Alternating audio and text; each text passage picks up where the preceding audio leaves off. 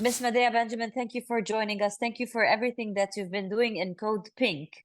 Well, thank you so To much for having me on. Well, we're gonna try to discuss, but to discuss Gaza war only. But when I was doing my research, I just found out that little did I know that you've been working on this for decades in your organization and in many anti-war advocacy groups and committees. I would really be honored if you can tell our community and our viewers who, like myself, did not really come to the awareness of your work before this Gaza ongoing genocide. Please tell us what your background is and tell us a little bit more about Code Pink. Well, unfortunately, my government has been engaged in wars way before I was born. But when I was in high school, it was during the time of the Vietnam War. And I realized, because there was a draft at that time, which means that it was obligatory for young men to go thousands of miles away to fight in a country we didn't even know, who we were fighting, why we were fighting, and to die there and to kill people. And so at a very young age, I started questioning my government and started an anti-war group in my high school.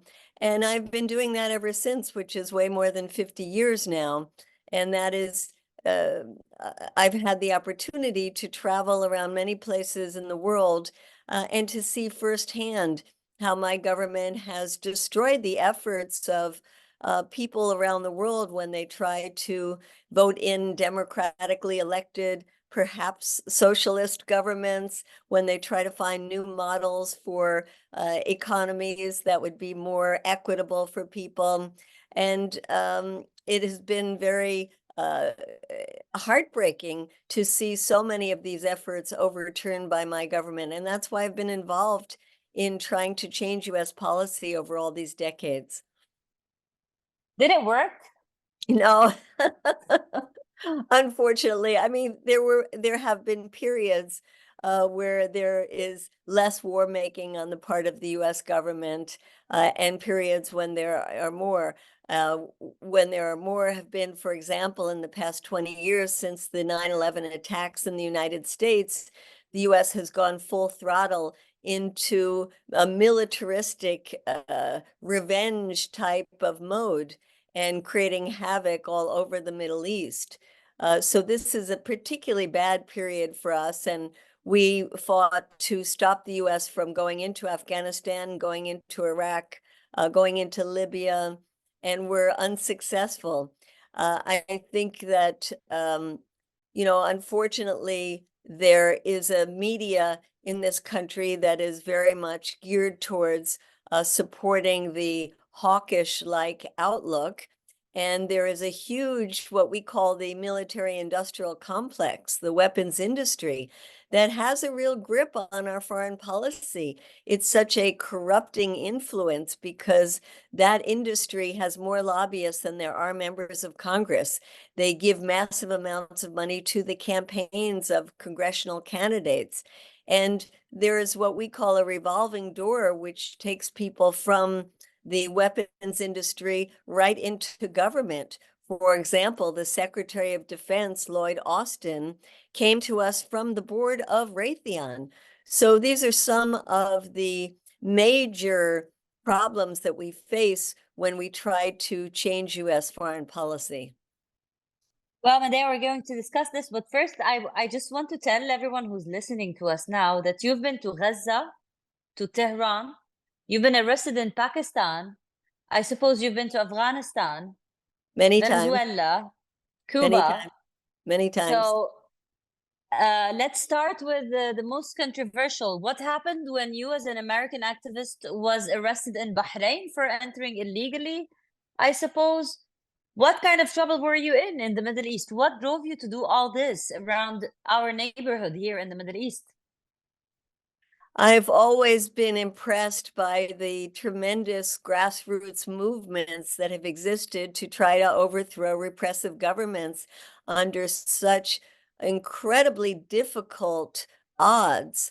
in places like Bahrain, well, let's face it, all over the Middle East, where there are dictatorships, where it is illegal in so many countries to protest. And these allies of the United States are armed by US tax dollars. So in the case of Bahrain, for example, there has been at different moments very strong opposition movements, and they have been repressed using everything from US tear gas to US heavy weapons.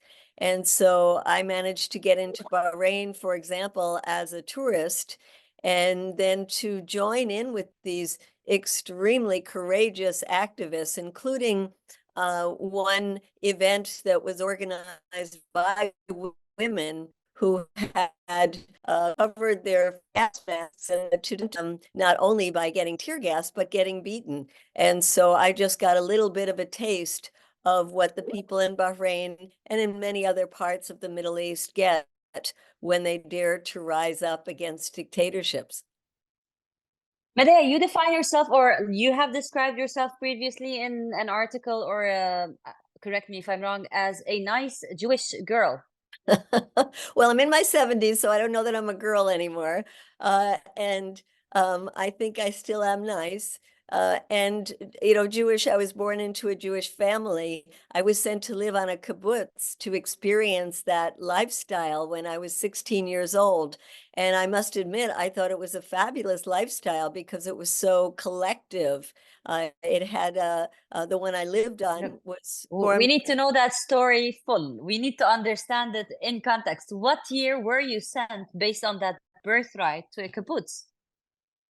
And during that period, anybody really, not anybody, but Westerners could go to Israel to spend 3 months on a kibbutz to experience what the lifestyle was, to work in agriculture. And of course, their goal was to hook people into the Israeli myth. And so I went there, and this was a socialist kibbutz. It was called En Gedi. It was on the Dead Sea, and it had a very collective spirit to it, which I enjoyed. And I enjoyed the hard work of getting up in the morning and working in the fields. But I realized from the way they talked about the Arabs how racist it was. And I also realized that there were Arab villages all around us. And I was told not to go venture in because they were such dangerous people. And I was a rebel from an early age. And I went to one of the villages, and I was welcomed with open arms. People were so excited to see an American there. And there were some people who spoke English who talked to me.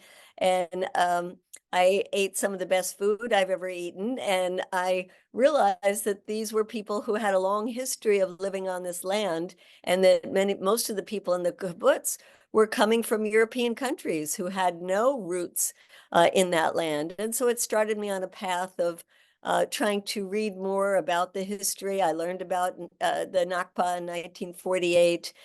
It was a very difficult thing for me because my family were victims of the Holocaust. My mother's family were all disappeared, were all murdered. They lived in Hungary and ended up in concentration camps, and she had no family members left. And I always grew up thinking that Israel was the homeland for the Jewish people. So it was a very conflictive thing for me to learn. But over the years, I've come to realize that there is a huge difference between Judaism and Zionism, that Zionism is a very destructive force, and that the Palestinian people have had a long history and a beautiful culture of living in that land before it was usurped by Jews coming from all over the world. And so I, like many other Jews, mostly young ones now, are committed to being part of the struggle for Palestinian liberation. Great that you have come to that. We are talking about the Jewish Voice for Peace and Code Pink and the today massacre, the ongoing massacre in Gaza. I suppose you, as an anti-war activist, has seen all the atrocities that have been committed by the colonial powers in the Middle East, but this is unprecedented. We've never seen that massive slaughter in such a time with such impunity. They don't care about anything. They're doing hospitals, schools. They don't care. But also the only good part, the only positive part in our lives today is seeing people like yourself or the young Jews and the Jewish Voice for Peace. And they are leading the anti-war protests in the United States of America. I see you maybe every day. Are you every day in the Congress? Every day in the parliament? Yes, but I do want to say that there are so many Palestinians, like the Palestinian Youth Movement, American Muslims for Palestine, who are on the forefront of organizing very large demonstrations all over the country as well. So it is Palestinians, it is Jews, it is Muslims, it is Christians. There was just a group called Christians for a Ceasefire that got arrested last week in the US Capitol. There are all kinds of people who are rising up, and this is quite extraordinary. I mean, I haven't seen this level of grassroots organizing since the opposition to the war in Iraq. And in many ways, this is even more deeply rooted in communities. It is quite extraordinary when you recognize that in many places around this country, an elected official, whether it's a congressperson or a local elected official, can't have a town hall meeting, a gathering, a talk without being confronted by people who are outraged if they haven't spoken out against this genocide. And I just want to give you an example that happened yesterday, in which the head of the city council of Washington, D.C. was having an open meeting for his constituents and was literally surrounded by people who demanded to know, why hasn't our city council passed a resolution calling for a ceasefire, as has happened in over 80 cities around the United States? So this is one example. I am in the halls of Congress together with a wonderful team of people that is changing every single week. And we are what we call bird dogging, which means just running after these Congress people constantly, asking them questions, putting them on the spot, getting them on record, as well as going into their offices, sometimes nicely, and having a meeting that is a good discussion. But oftentimes when we can't get those meetings, we sit in their offices, we do die-ins, we cover ourselves with bloody sheets. We demand meetings and we demand answers. And so far, we have not been effective in stopping the pipeline of US weapons to Israel, but we have been effective in forcing more Congress people. For example, now there's about 80 of them that have called for a ceasefire. And we do have some of them who have promised us that they will not vote for any bill that includes more weapons to the Israeli government. I suppose it is raising awareness, and we are seeing this bird dogging that you are doing inside the halls of the Congress. But I want to ask you, do you see anything effective behind the camera? What's happening? Who comes and talks to you? Did you because I see how patient you are. I listen to almost every video that you post, and whatever is on Code Pink's pages, and I see you're very patient. Does it get through? Does it come through, like the idea? Do you really change someone's mind, or are they like, this is an agenda? Well, when we started out, just a couple of weeks after the October 7th attack, there were 18 members of Congress, that's 435 members, who would call for a ceasefire. Over these months, watching the atrocities that Israel is committing, but also because of the pressure from their constituents and people like us, we now have about 80 of them. And so in that sense, yes, it does make a difference. There are many Republicans and conservative Democrats who continue to have this mythical idea that Israel is a democracy and it's our greatest ally. And so they've not changed on the issue. And that is when we try to catch them saying some of the most horrendous things so people can see how racist these people are, how heartless they are, how much they really don't care about the lives of civilians. If the civilians are Israelis, yes, they care a lot. If the civilians are Palestinians, they really do not care. And people need to see this. From 18 to 80, this is a big number. But now I want to ask you about another idea that you have mentioned when talking about Lloyd Austin and where he has come from. Well, I've done my research at the time, and I think Anthony Blinken, Avril Haines, I mean, there are more than 20 people who are in this new administration that come from the background of weapon companies, arm companies, drone companies, even like the Iron Dome bill. These are people who have their careers built on that in a certain way, and they are all linked to the pro-Zionist lobby, if we can designate them like this. So when you have this kind of administration, where does this, even the 80 members of Congress, are they being able to change something? Well, it's a confluence of factors, the biggest one being how brutal the Israeli government is and how these images are seeping their way even into the mainstream press in the United States. And this is an embarrassment for the Biden administration and for many members of Congress. It becomes harder and harder for them to not acknowledge this level of catastrophe. And so we see the language changing. You see the Vice President Kamala Harris calling for a ceasefire. You see the administration introducing a very watered down resolution at the United Nations, but it mentions the word ceasefire. And you see the president telling the Israelis that they can't do a full-out invasion of Rafah. They have to do something to get more humanitarian aid in. So this is the narrative change. Of course, it hasn't changed what they're actually doing. Many of us were shocked to see a report in the Washington Post that talked about the fact that despite the Congress not passing a new legislation authorizing what President Biden had called for, $14 billion more to Israel, the administration itself had authorized over 100 transfers of weapons since mid-October without authorization of Congress. So we see the administration talking in one direction and doing things in the opposite direction to continue to allow Israel to keep up this massacre. So things are changing, but not in significant ways. So allow me to ask you if you have some information you might share with us, being the activist that you are inside the lobbies for as long as you have been. I know you have lobbied or like worked anti-Bush, anti-every administration in a way.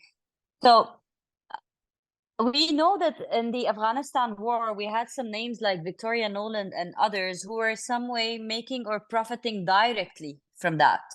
I want to ask you, since today the USA is still arming Israel, who can we think of as that everyone is complicit in a certain way if you are part of that administration? Okay, but who is directly profiting out of this war and monetizing on it? Who would you say, or is there any report about a certain group or politician or figure?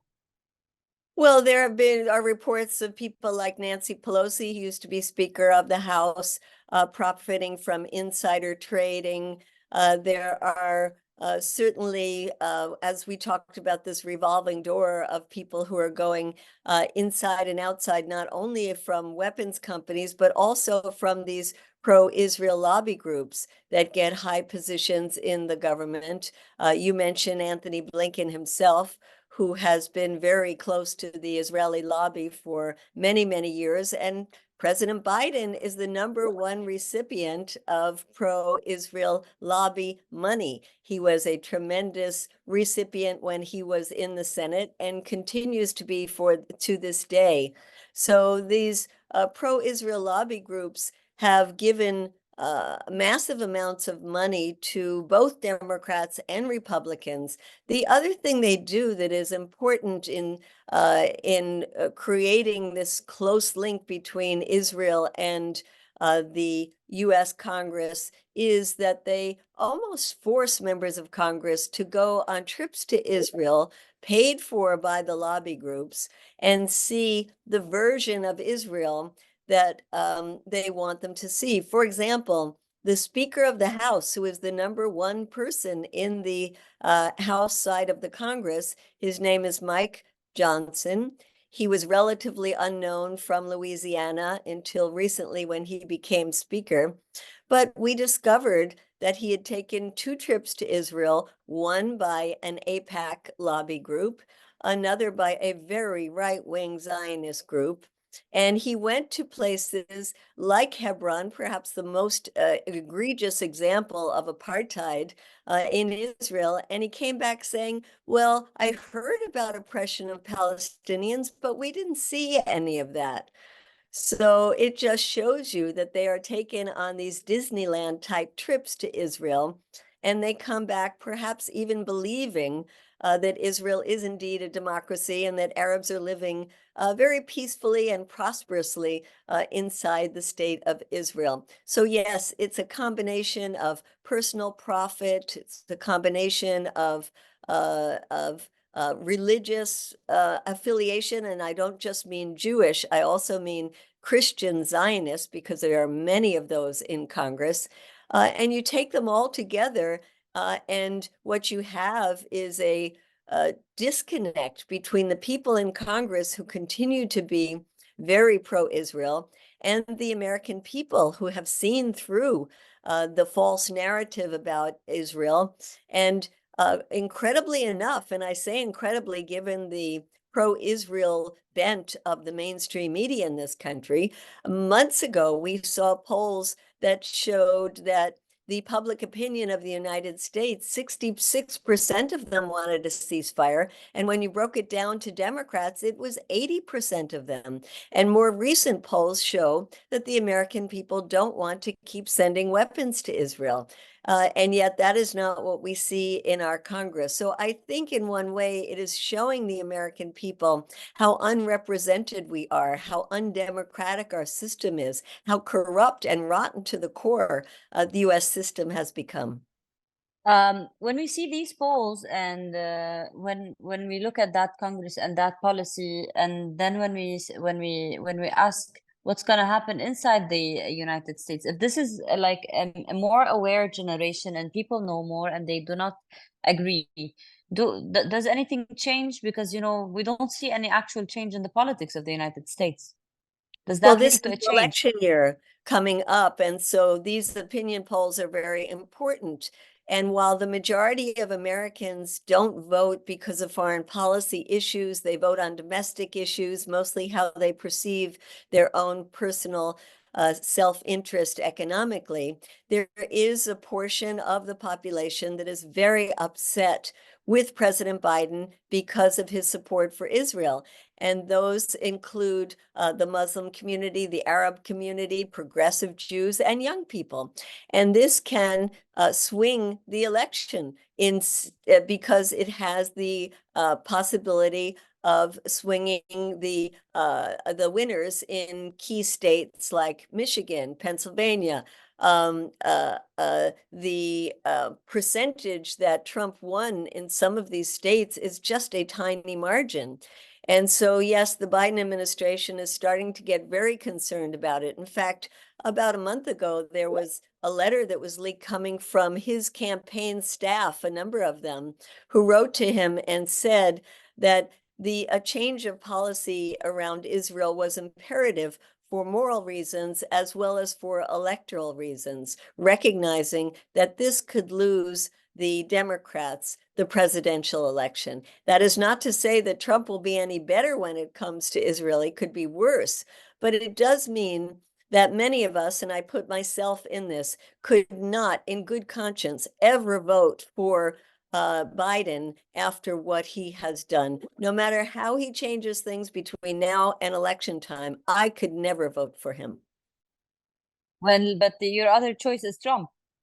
Well, no, it's not. I mean, there are third-party candidates, and I, as well as others, will be looking at those third-party candidates, and we have some wonderful third-party candidates. Unfortunately, the way our system is rigged, third-party candidates don't have the ability to win.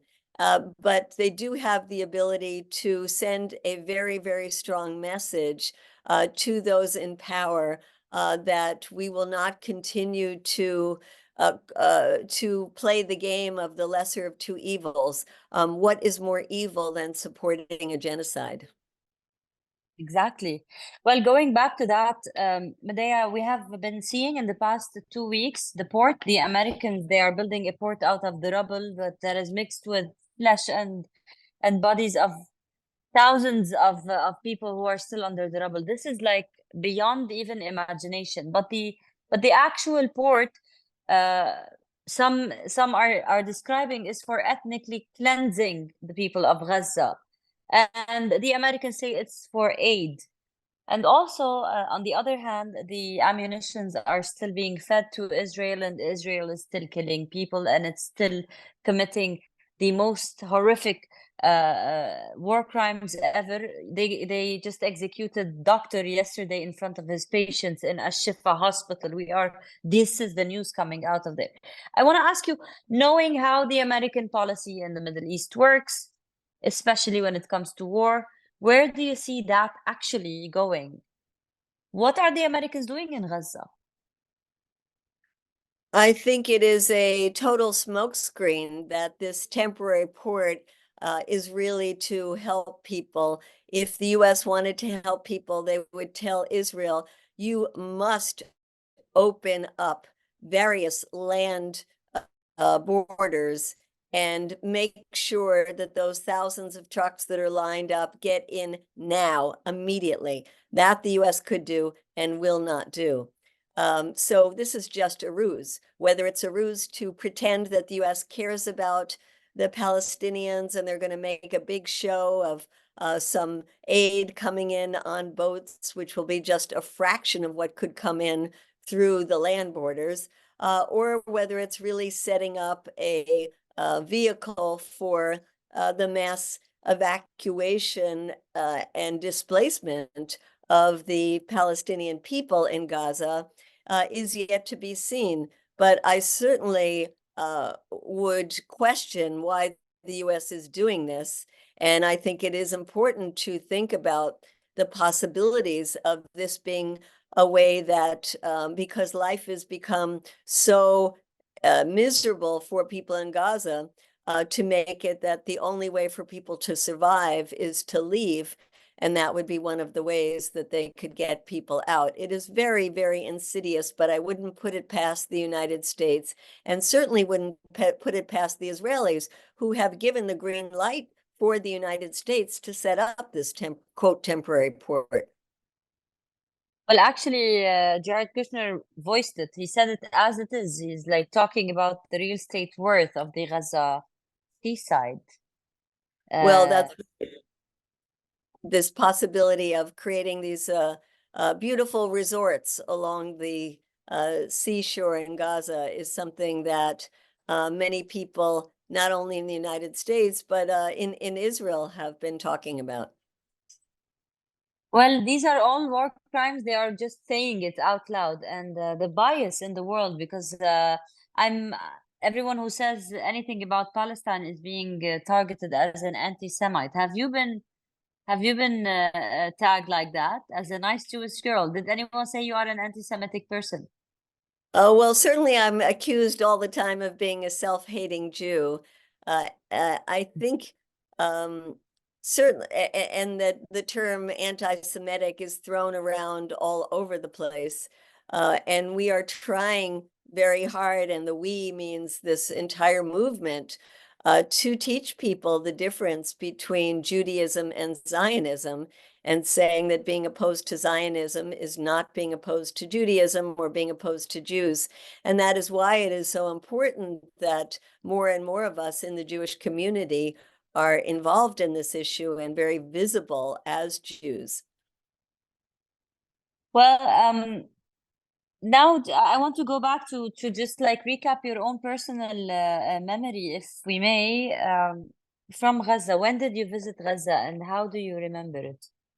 Well, I've been visiting Gaza for quite a long time. When President Hosni Mubarak was the head of Egypt, it was possible to go into Gaza through the Rafah border. We could get in there through Egypt. After Mubarak was overthrown, which I at the time thought was a great thing in the Arab Spring, but it became much more difficult, certainly after Mohammed Morsi was overthrown and then Sisi came in. He made it impossible for us to go. That my organization, Code Pink, has taken about over 1,000 Americans to Gaza when we were able to go in, because we thought it was so important for people to see the occupation that existed, the myriad of ways that the Israelis were making life in Gaza so unbearable. And this, of course, is way before October 7th. And we had a chance to meet with many people when we would travel to Gaza. And oftentimes after a horrific Israeli bombing campaign, which we thought could not get any worse. We had no idea we would be witnessing what we're seeing today. But back then we would go in and see the schools that were bombed, the hospitals that were bombed, the residences that were bombed, the people who were the families of people who were murdered, who told us that they were just sleeping in their homes when the bombs dropped. We talked to mental health workers who told us how traumatized the population has been for after each one of these bombing periods. We also were very supportive of the Great March of Return that was organized first by the grassroots in Gaza, where they would go out every Friday to the border to protest peacefully and were shot down constantly. And so that was an important example of how many times people in Palestine, whether in Gaza or other parts like the West Bank, have used peaceful means to try to protest, but were only gunned down for doing so. So our trips to Gaza were really a firsthand experience that the Israelis were doing everything from counting the calories and how much food they would allow in to keep the people of Gaza, quote, on a diet, to the tremendous difficulties that people would have to try to get out of Gaza if they needed medical care, if they had the opportunity for a scholarship somewhere, and had such a hard time getting a visa to leave the country. If they had relatives in the West Bank that they wanted to visit, it was impossible for them to do that. So yes, my various trips to Gaza were really an eye-opener about the concentration camp that Gaza was way before October 7th. Well, I know that you probably feel something. I would really like to listen how we would describe it. All these places that you have slept in, ate in, these people that you have seen, the cities, the small old city of Gaza, they are not here anymore. They have been destroyed. How do you feel about this? How can you describe how you personally are coping with the idea that this place that you have visited many times almost doesn't exist anymore? Well, first I think about the people, all the people who have died, all the children who have been murdered, people who are still under the rubble, the families who have to live with their intense, intense grief. And then, of course, seeing the unbelievable level of destruction makes you wonder, how will it ever be rebuilt? And who will it be rebuilt for? And then it breaks my heart that it is my government and my tax dollars that are paying for this, with the complicity of people who run the United States. And so I feel this tremendous sense of responsibility, which is why I get up every morning and saying, okay, I'm going to go back to that terrible place in Congress that is so depressing, and keep on going, because I do think of the people of Gaza every day. I think of it every time I take drink a glass of clean drinking water and think how lucky I am to have clean drinking water. Or when I go to bed at night, to think how lucky I am to have a roof over my head and not to have to worry about being bombed during the night. So that privilege, with that privilege comes responsibility. It is very well put, and I think everybody shares that feeling of guilt and privilege. It is very nice to put it that way. We say this privilege is responsibility. We have seen you play that responsibility inside the halls of the Congress and also the protests and in every interview that you have been on. I want to ask you another question. I've seen one of the videos where someone is calling you a pro-Russia or pro-China. Someone was calling you something like that. So it just occurred to me, like, on a personal level, I suppose there is a price when you are that vocal against these powers and as relentless as you are. Um, have you been? Can you tell us what have you been through in terms of like trying to shut you up, if that can be said? Yeah, some of the easiest ways is to accuse us of being agents of other governments. I was just accused this week of being an agent of the Iranian government. And one of the very high-level officials in this country, the former Speaker of the House, Nancy Pelosi, has said that my organization, Code Pink, has its headquarters in China, and we should go back to China. I have been also vocal in trying to advocate for peace talks when it comes to Ukraine. And so I have been constantly shouted at and protested at talks I've given as being a Putin apologist. Somebody gave me a cartoon yesterday that showed a person that was supposed to be me standing with a sign that said, "Stop killing people," and a bunch of men in suits walking by and looking with disdain and saying, "Bloody extremist." That you're an extremist because you want to stop killing people is Wow. basically where things are at today. So yes, it is nothing compared to what people face, not only for Palestinians, but also for people in many parts of the world, including in the Arab world, where protesting is illegal. At least we have some country to protest. We have some access to elected officials that other people in other countries don't have. What we don't have is enough influence, because as we talked about earlier in this interview, the money in politics in the United States is overwhelming, and money talks more than grassroots lobbyists or big demonstrations where we get hundreds of thousands of people out into the streets. But in the end, I think that it is this kind of grassroots mobilizing, not just in this country, but all over the world, that will have an impact in changing the narrative about Israel and in changing the international policy. And let's recognize already, we see at the United Nations, the overwhelming support there is for the Palestinian people. I mean, it took a genocide. It took a genocide for them to see the Palestinian people. I can be thankful for that. I just want to ask you one more question about your activism. I find it really empowering to other people when I look at this 71-year-old woman who has been an activist for more than half of her life. She wakes up every morning and she has motivation to go and to film herself trying to put them on spot, these Congress people. As how and you know, and you mindfully explain how this is not really influential in the short term.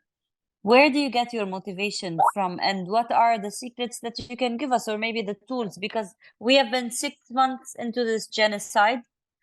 We are talking non-stop, and many of us are feeling all kinds of frustration. Can you help us have that kind of motivation that you are having? I find that activism is the antidote to depression.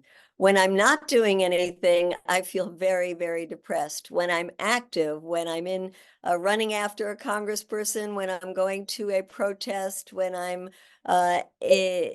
doing something, it feels like at least you are trying. And more than that, you're surrounded by good people, people who believe in the kinds of things you do. You create a new community, you create a new family. I can't believe how the gratitude I have to the people who have been joining me in the halls of Congress whenever they can. I mean, I'm retired. I'm free to go in. My children are grown. But, you know, other people are doing enormous sacrifices to join us in Congress when they have to figure out what they're going to do with their children, how they're going to call in sick that day. They're driving in from far away. They're taking planes to come here. And I have such enormous love for those people. I feel like I have a new, very, very large family. And we keep each other going. We give each other inspiration. We learn from each other. And that is what keeps me going. Of course, what keeps me going as well is just is the anger I feel every day when I wake up and I see what the Israelis have done while I was sleeping. Gives me tremendous anger. But that anger has to be channeled. And activism, I think, is the best way to channel that anger. If you could tell Benjamin Netanyahu today, if he was in the halls of the Congress, what would you do? Well, I'm a nonviolent person, so that narrows it down. I think I would be, well, I know I would be screaming, war criminal, go to The Hague. We have a campaign just when the Speaker of the House, we learned just a few days ago that he was going to invite Bibi Netanyahu to come to Washington to speak before Congress. We were so outraged that we camped out outside the office of the Speaker and saw him when he came in and when he came out, and followed him running through the halls with his whole entourage of security people and police screaming, "Stop supporting genocide, no invitation to Bibi. He's a war criminal and you're a war criminal." So I think the message is a pretty simple one, that they should be in The Hague, from Netanyahu to President Biden and a whole lot of them, instead of being able to walk around in our halls and our Congress committing the kind of crimes that they are committing. Do you believe that this will happen? No, I don't, because I feel that these international institutions are really for charging the weak and not the strong. The powerful countries get away with their murder. We see how the United States was never held accountable for the horrific invasion of Iraq, for example, how it was never held accountable for the torture in Abu Ghraib, how it was never held accountable for holding over 800 men in indefinite detention, often for decades, in Guantanamo. So until the U.S. empire falls, I don't think that the heads of this empire will be held accountable. But one day things will change. Empires come and empires go. And the same can be said to Israel. I think one day they will be held accountable. Maybe not the people that I know in my lifetime, but this cannot last for more generations. Too many people are waking up to the fact that Israel is a genocidal regime, and I don't think the world will allow this to keep going. Thank you for this. And in the end, I just want one piece of question. You know, ever since the October 7 day, everybody started on the media with welcoming question. Do you condemn Hamas? Do you condemn Hamas? Do you condemn October 7? Before actually taking the context of what's been happening for 75 years. So I want to ask you, I know you are a nonviolent person. You are a peace protester. But do you condemn the resistance to the occupation? Well, I condemn violence because I am a nonviolent person. I understand the resistance. And I do think it's important every time we talk to a member of Congress and they say, do you condemn Hamas? We say, they tell us that there was a peace in the region before October 7th. That there was a ceasefire before October 7th. And so we immediately say, what about 75 years of oppression, which they don't want to talk about, they don't want to listen to. But I do think in my case, for example, it's important to be consistent to say that any actions that are killing civilians are something that I condemn, and that I do want people to understand from the point of view of people who live under a regime that has been killing their people, displacing them, humiliating them, and making their lives miserable for all of these years, that resistance is inevitable. And that's why when they say Israel must erase Hamas from the face of the earth, we say, well, if it were even possible, which I don't think it is, there would be another resistance group and another resistance group. And we try to get them to understand that resistance is not only inevitable, but under international law, they have the right of resistance. Well, thank you for all your insights and for everything that Code Pink is doing inside the Congress. 18 turning to 80 is not easy. We know that the atrocities in Israel itself has helped the world understand what kind of genocidal apartheid state it is. But also, I'm sure that your work has at least been annoying the bad people, and at that point, annoying them is good enough. We don't want them enjoying their time while they're committing a genocide. So Medea Benjamin, Code Pink, and all the activists that are doing there where we can't, saying there what we can't say, from me and from every local, regional activist and journalist, thank you for everything you've been doing. And I really enjoyed this talk.